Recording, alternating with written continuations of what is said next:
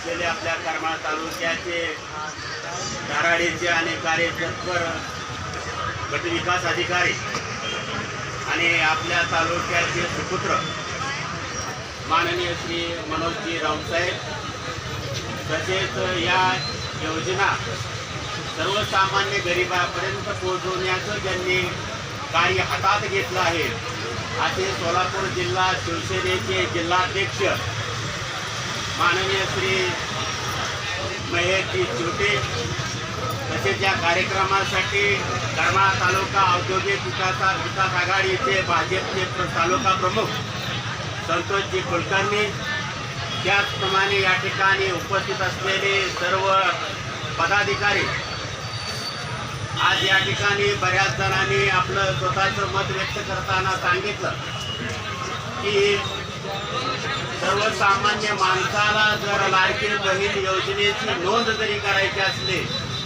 तरी आम्हाला कशा प्रकारचे कागदपत्र लागतात, कुणाकडे त्याची नोंदणी करावी लागते, कशा पद्धतीने करावी लागते, 4-4, 5-5 हेलपाटे घालावं लागतात, रात्री 10-10, 11-11 वाजेपर्यंत तुमच्या आमची नोंदणी झाली नाही. त्याच्यामुळं बऱ्याचशा बहिणींना याचा लाभ आत्ताच्या पहिल्या टप्प्यामध्ये मिळू शकला नसता. याचप्रमाणे करमाळा तालुक्यामध्ये कार्यरत असणारे जे बांधकाम कामगार आहेत त्यांच्या नोंदी अजून शासन दरबारी झालेल्या नाहीत. त्यामुळे त्या लोकांपर्यंत चांगल्या प्रकारच्या योजना तुम्ही शासन पोहोचू शकणार नाही. महाराष्ट्र शासनाचे धाराडीचे नेते, महायुतीचे मुख्यमंत्री एकनाथ शिंदे, संवेदनशील मुख्यमंत्री यांनी सर्वसामान्य जनतेचा विचार करून, लाडक्या बहिणींचा विचार करून वेगवेगळ्या प्रकारच्या योजना तुमच्या आमच्यापर्यंत पोहोचवण्याचं काम त्यांनी केलेलं आहे. आणि खरं म्हणायला गेलं तर मुख्यमंत्र्यांनी चांगल्या योजना जरी राबवत असताना त्या योजना तुमच्यापर्यंत पोहोचण्याचं काम, वाढप्याचं काम जर चांगल्या प्रकारचे चांगले पदाधिकारी करत असतील तर तशा प्रकारचे महेश चिवटे सारखे पदाधिकारी एकनाथ शिंदेचे खंते समर्थक म्हणून तुमच्यापर्यंत पोहोचण्याचं काम आम्ही करत आहोत. तुम्हाला मी या निमित्ताने एकच सांगणार आहे, तुम्हाला वेगवेगळ्या पद्धतीने लोक फसवत्यात, सांगतात, काहीतरी सांगतील तुम्हाला की हे आलेलं इलेक्शन आहे, विधानसभेच्या मतदानापुरती ही योजना चालू राहणार आहे, अशा प्रकारचा गैरसमज तुमच्या आमच्यामध्ये मनामध्ये ठेवू नका. महाराष्ट्र शासनाचं काय, लाडक्या बहिणीच्या योजनेबरोबरच कामगारांचं आरोग्य चांगलं राहिलं पाहिजे, त्यांना चांगल्या प्रकारचं जगता आलं पाहिजे. आणि तुमच्या आमच्यापर्यंत गरीब माणूस ज्यावेळेस आजारी पडतो त्याच्यापर्यंत आरोग्य दूत पोचला पाहिजे. तुमच्या आमच्या समस्या काय आहेत? 2 टायमाचं जेवण आणि चांगलं आरोग्य, याच्या पलीकडे आम्ही काय मागितलंय का या शासनाला? आम्ही काय मागितलंय? आम्ही मागितलं तर मला 10 लाखाची गाडी, 50 लाखाची गाडी तो आम्हाला फिरायला पाहिजे म्हणून नाही मागितली. आमच्या लाडक्या बहिणीला आजारी पडल्यानंतर आरोग्य चांगलं पाहिजे, तिला हाताशी थोडेफार पैसे पाहिजे. आम्हाला ज्यावेळी थोडी वेळ किरकोळ गोष्ट असते, किती वेळा तुम्ही नवऱ्यासमोर आणि भावासमोर आणि घरातल्या मोठ्या माणसासमोर हात पसरणार आहे?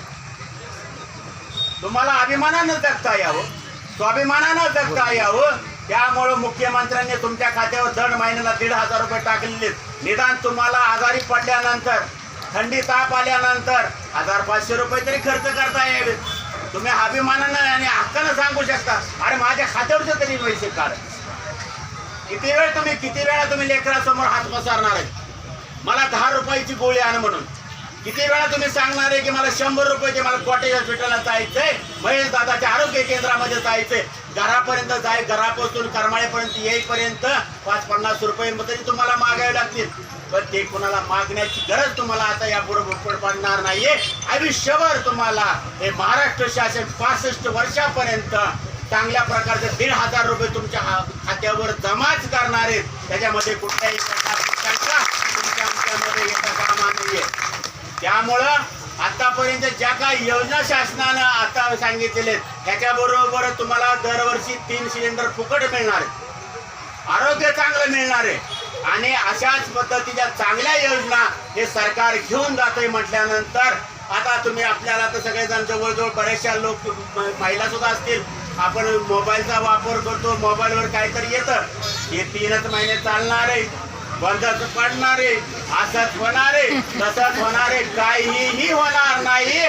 तोपर्यंत एकनाथ शिंदे या महाराष्ट्राचे मुख्यमंत्री आहेत आणि तोपर्यंत तुम्हाला कुठल्याही प्रकारची योजना ही बंद पडणार नाही अशा प्रकारची ग्वाही देतो.